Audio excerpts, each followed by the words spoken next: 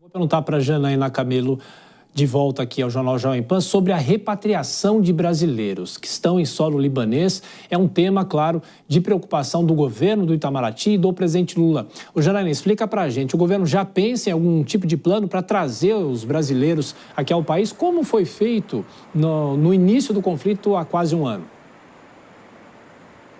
Pois é, Tiago, hoje à noite, agora há pouco, o governo publicou uma nota e confirmando o presidente Lula, dizendo que determinou a realização de voo de repatriação de brasileiros no Líbano. E essa nota diz que essa operação vai ser coordenada pelo Itamaraty, pelo Ministério da Defesa. A data exata do embarque desses brasileiros ainda vai ser anunciada, mas segundo a nota, nos próximos dias. E a defesa, após análise, esse anúncio do embarque vai ser anunciado após a análise de condições de segurança para o voo. E aí o planejamento inicial vai ser feito pela Força Aérea Brasileira, né, que prevê a decolagem aí do aeroporto de Beirute, o aeroporto, aliás, que está aberto. E aí a nota ainda diz que a Embaixada do Líbano está tomando providências necessárias para viabilizar a operação e está em contato permanente com a comunidade brasileira no Líbano e também em estreita coordenação com as autoridades locais. E aí, Tiago, isso foi definido hoje ainda, durante essa agenda que o presidente está fazendo no México. Ele cumpriu várias agendas, reuniu ali com o presidente do México, López Obrador, né, porque amanhã ele vai participar da posse da nova presidente no México. E entre essas agendas ele encontrou uma brecha para conversar com o ministro de Relações Exteriores, Mauro Vieira, porque dias atrás Mauro Vieira ele se encontrou com o chanceler do Líbano em Nova York e eles trataram exatamente sobre o conflito no Líbano contra Hezbollah, né, envolvendo aí Israel, e falaram sobre esse eventual plano de resgate de brasileiros. Então, hoje, Mauro Vieira teve a oportunidade, de fato, de levar essas informações ao presidente Lula. Então, isso ficou definido a partir de hoje. Lembrando que desde a semana passada, a Embaixada do Brasil em Beirute, capital do Líbano, tem recolhido dados de todos os brasileiros que vivem por lá e o Itamaraty criou ali, disponibilizou um formulário para que essas pessoas e seus parentes mais próximos possam pedir aí um apoio consular. Tiago.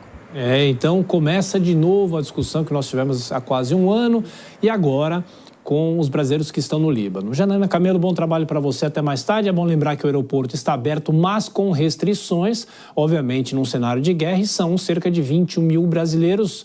Nelson Kobayashi, não necessariamente todos vão querer voltar para o Brasil, mas ao que tudo indica, a situação de retirada de brasileiros nesse momento é uma operação muito mais complexa, ao que tudo indica, do que nós vimos há quase um ano, né?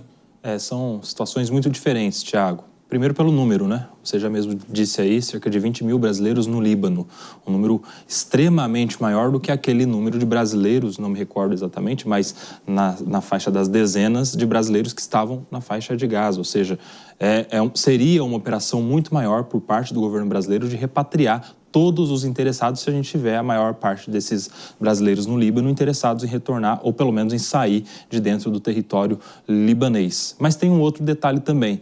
Lá na faixa de Gaza, a gente não tinha condição nenhuma de adentrar aquele território. A gente dependeria de uma participação diplomática, como aconteceu, do Egito, que liberou ali pela passagem de Rafah, ao sul da faixa de Gaza, para que os brasileiros ou seus parentes saíssem por ali e viessem para o território brasileiro a partir do aeroporto que estava no Egito. Lá no Líbano já é diferente, já é pelo próprio aeroporto de Beirute, que, como você também bem disse, funciona, apesar de muitas restrições, em horário limitado, em especial naquele horário onde há menos chances de intervenções militares. Então tem um ponto negativo em relação à comparação com a ocasião anterior, que é o número, mas um ponto positivo, que é justamente a facilidade de usar o próprio aeroporto no território libanês.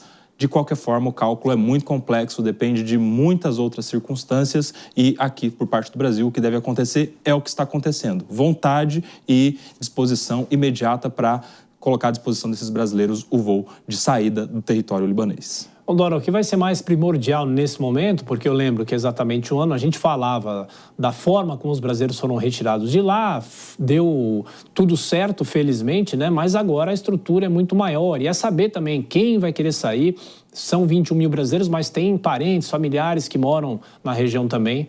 E lembrando que há um ano outras nacionalidades também pegaram carona nos aviões brasileiros. Pois é, olha só, tem uma diferença. O Cuba eram um pouco mais de 1.400 pessoas lá Isso. em Gaza.